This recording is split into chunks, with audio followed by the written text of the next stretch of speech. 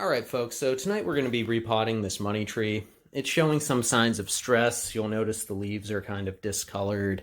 I've had a few turn like yellowish brown and just fall off, so the plant's definitely stressed. If I had to take a guess, there's going to be electrical tape around the base of the plant, like the base of the stems leading into the roots, that's kind of like strangling the plant and preventing nutrients from getting up to the leaves. That's what I feel like might be going on here. There are an awful lot of millipedes in the soil. You guys can't really see them right now, but trust me when I say when I water it, they all come out, and there are lots of them.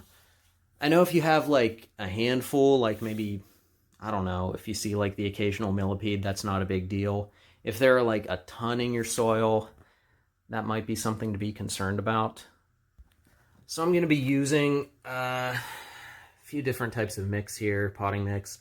We're going to be using some general indoor potting mix and just mixing it with like some very like fast draining type stuff like palm and cactus mix and some orchid mix, then some perlite. I might throw in a little bit of peat moss, but yeah, generally speaking, I want something that's like very well draining. That's sort of the formula I followed with this money tree right here. I actually bought this one and the big one around the same time, and this one I repotted almost right away and got the electrical tape removed, and it's been doing great. I haven't noticed any issues or any signs of stress, so yeah, I think it's time to repot the big one. Alright, so here's how we're looking.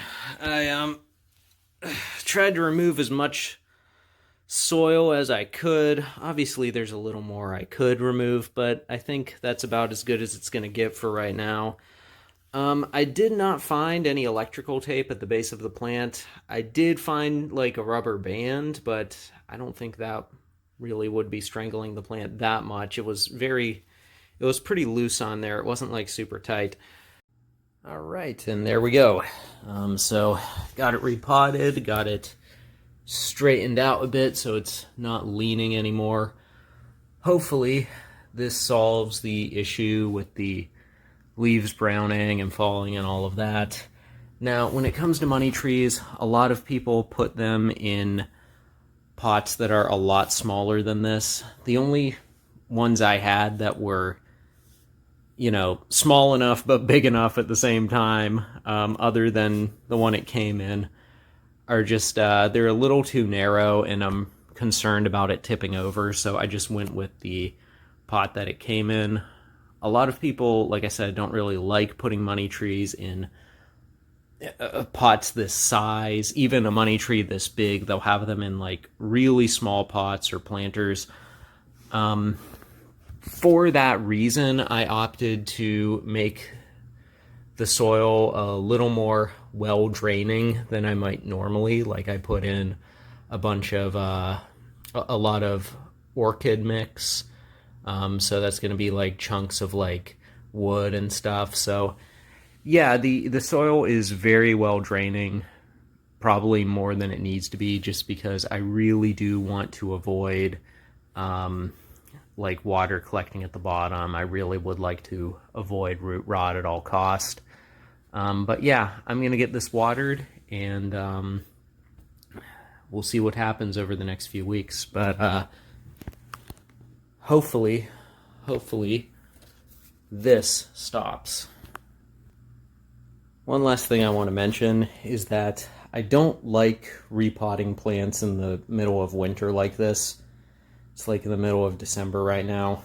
But when a plant starts showing stress like this, I just feel like it's better to resolve the issue the best you can, even if that means repotting the plant.